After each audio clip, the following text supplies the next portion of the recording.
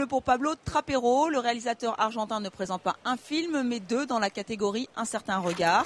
Elefante Blanco est une chronique sociale qui vire au polar. Nous voilà immergés au cœur d'un des bidonvilles les plus importants de Buenos Aires. Un univers que l'on découvre au travers du personnage joué par Jérémy Régnier, un prêtre gringo en mission. Un premier rôle en espagnol pour l'acteur belge, un tournage dont il se souviendra longtemps.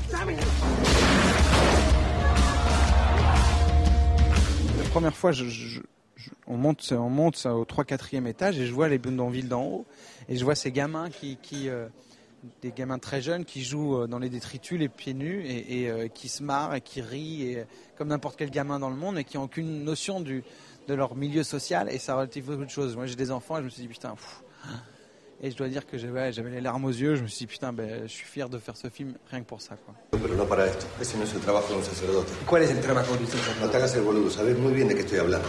Somos un equipo, pero acá el párroco soy yo. Je te di pardon, te di pardon.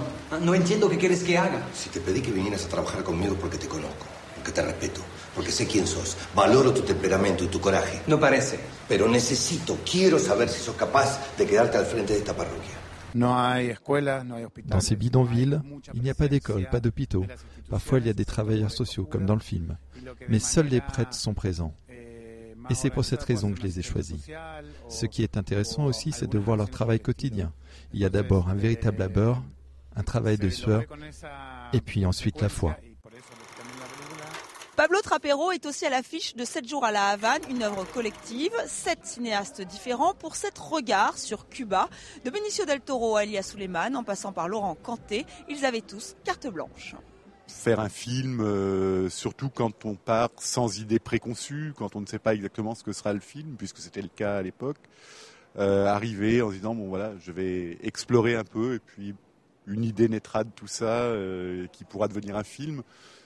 Moi, c'est une attitude que j'aime bien avoir.